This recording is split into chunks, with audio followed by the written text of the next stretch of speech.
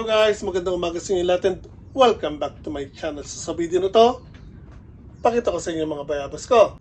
So i-update ko lang po mga bayabas ko and kung makikita niyo po, ayun po, daming bulaklak niya, no?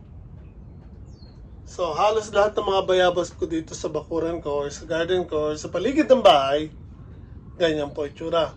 Daming bulaklak. Pati po yung isang yon. Nasa may garden, sa harapan ng bahay, at nasa may doon sa dulo. So, yan po. Pakita ko sa inyo. So, sa first time makakapanood ng video na to, nandito po tayo sa Japan. Nagtatanim po tayo ng bayabas. At kung makikita niyo po, nakakapagpabunga po tayo. So, silipin natin. So, yan, kung makikita niyo po, full bloom na po ang mga bulaklak ng bayabas ko. Meron na rin po mga nakabuka na at mga buko na or buko na ng mga bayabas. Marami pa rin lumalabas ng mga bago. Ayan. Ito, mga nakabuka na po yan.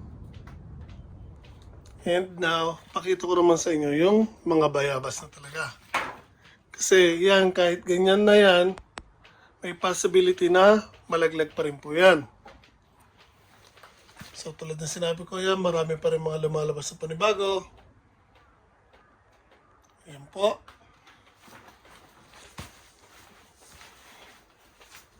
Ayan, bayabas na po yan. So tuloy-tuloy na yan. Ayan, mga bagong lumalabas na bulaklak. Ayan din po, bayabas na po yan. Ayan pa, dalawa. So yan, aantayin na lang natin maglakihan yung mga yan. And kung makikita nyo doon, dami pa rin bulaklak dyan. Same as there. Ito sa taas. Halos lahat ng sanga niyan, nilabasan ko ng bulaklak this year. So nakaganda po sa kanya yung ginawa ko na pagbibigay ng pataba na halos 1 week mahigit lang ang pagitan. Nilalagyan ko na naman ng panibago. So, this time, dalawang klase po ng pataba ang nilagay ko. Isang chicken manure, tsaka yung ginagamit ko sa bonsai. Ayan o. Ito naman guys yung isang puno ko na nakadirekta sa lupa. So, lahat ng mga bayabas ko dito sa garden, dito po yan originally nagsimula.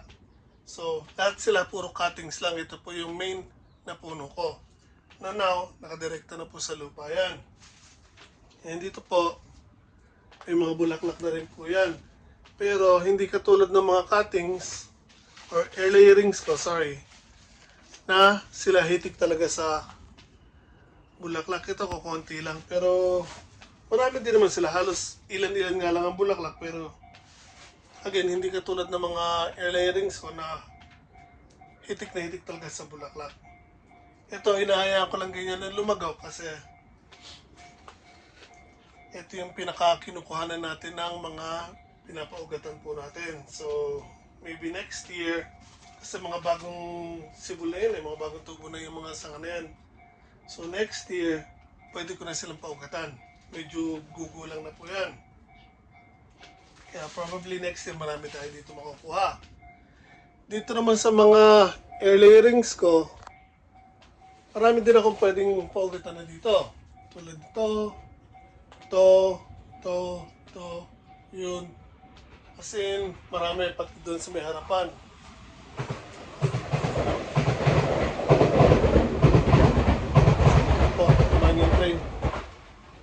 Hindi ko lang sila magawa ng or magawang paugatan this time kasi kung makikita nyo, hitik na hitik sa bulaklak. So nakakapanghinayang kung i-air layer ko sila. So hayaan ko na lang muna sila magtuloy. Then probably next year, doon ko na lang sila papaugatan. Kasi binala ko sila paugatan, kaya nga lang nakita ang dami naglabasan na bulaklak. Nagdalawang isip ako, hindi ko na tinuloy. Sayang naman kasi. So, silipin natin yung iba natin mga bayabas. Ayun nga pala yung mangga ko, pero separate dito yan. Hindi pwedeng sama dito. Bayabas, bayabas lang. So, here, ito yung isa nakalagay sa plastic container. Makikita niyo po yan, oh. Hitik din po sa bulaklak yan. Dahil tulad ng sinabi ko, nakaganda yung ginawa kong pagbibigay sa kanila ng pataba na 1 week lang ang pagitan. After 1 week, bigay na naman sa kanila. Hindi naman yung bultuhan na marami agad, unti-unti. Pero again, nagustuhan nila yan. So ito, hitik na hitik din to sa bulaklak. Bago tayo pumunta doon sa bahay, sa harapan ng bahay, silipin muna natin yung sa may garden ko. So again, ang mga bayabas ko, mostly nakalagay lang sa plastic containers. Ayan, ganyan. Isa lang po yung nakarekta natin sa lupa, yung main lang po natin. So ito, ayan. Dami na pong bulaklak yan. Same as here. Same as here. Yan. Halos lahat ng branches niya ay marami din pong bulaklak. Same as dito, pati doon sa dulo, pati yung sa taas. Pero kung mapapansin nyo, dito maliliit pa yung bulaklak. Unlike yung nasa loob, naka-full bloom na at meron na rin bayabas. Bakit? Kasi sa loob ng mini greenhouse po natin, again, yung temperature niya, constant, mainit po. So yun po yung gusto ng bayabas.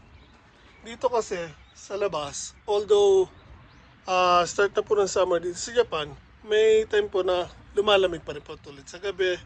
Tapos pag umulan, mabagsak yung temperature ng konti.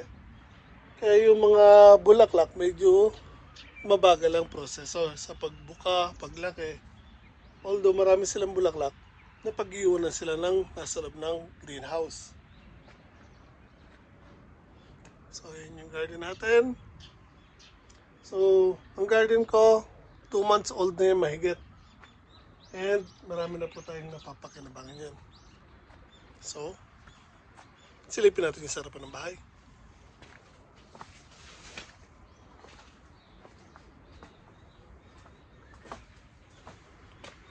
So, dito sa harapan ng bahay, I think meron akong 2 bayabas. So, ito yung sa may harapan mismo ng bahay.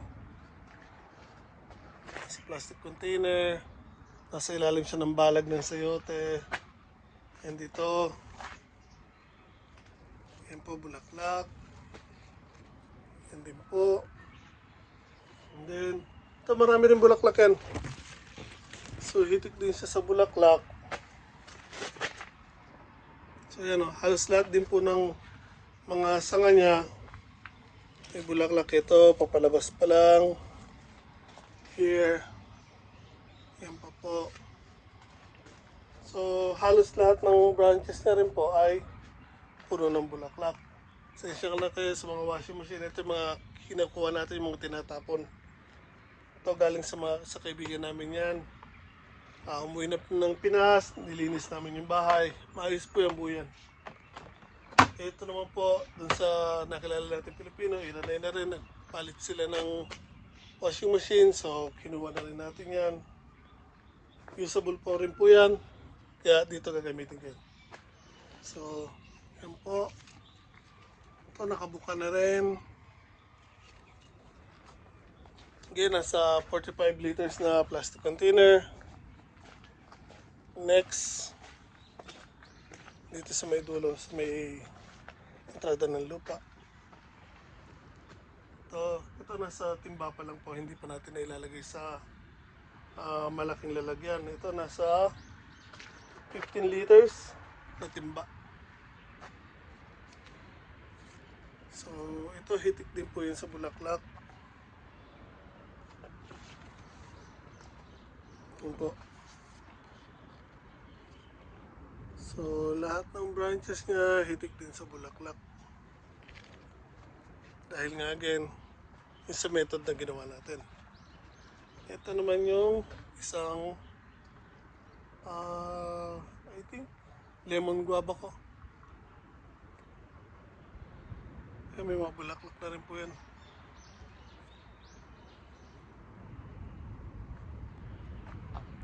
And yung pink strawberry guava ko nandun.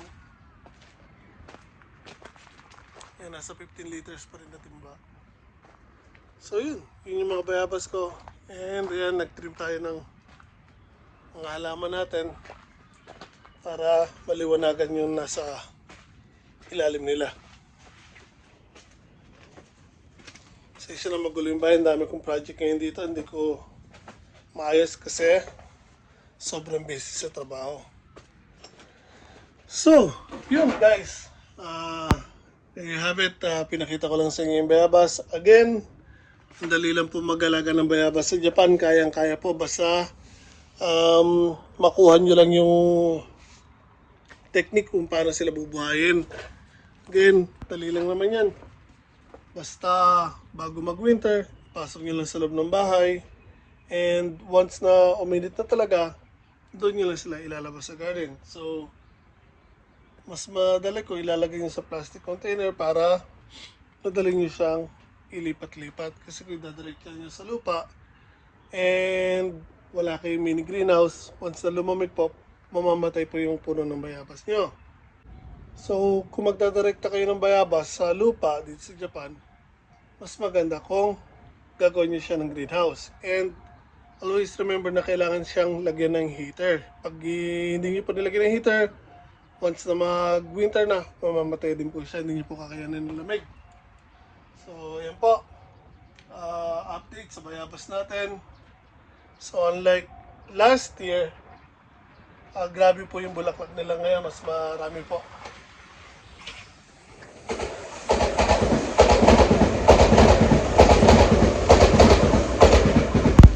So, bagong klase ng train yun na dumaan ngayon.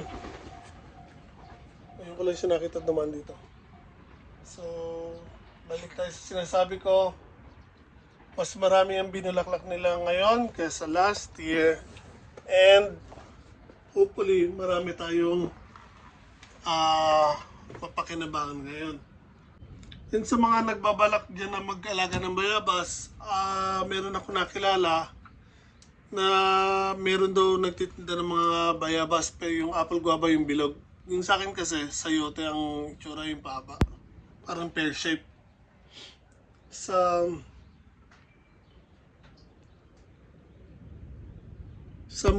Shizuoka, meron nagbebenta ng puno ng bayabas. So may mga Pilipino din po kasi doon, nakakita ko yung post sa Facebook. Meron na bibilihan sila ng bayabas and meron din doon mga may tanim na bayabas. So dito sa lugar ko, sa Gunma, wala po. Yung bayabas ko, galing pa po yun sa Okinawa nung nakapasyal ako sa Okinawa. So kung meron kayong mga kilala na napunta ng Okinawa, pabili na lang po kayo. Pwede naman yan.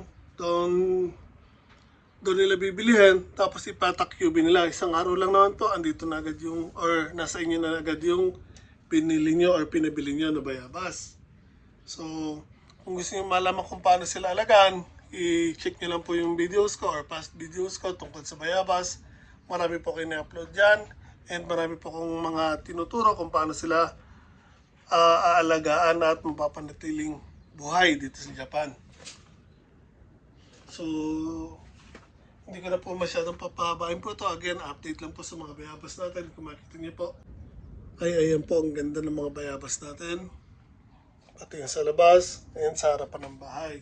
So kung makagawa niyo naman po, pakilike naman po ang video na to. Share sa mga kaibigan niyo and subscribe na rin po sa channel ko. Laking tulong po yun para sa akin. Ingat po tayo lahat.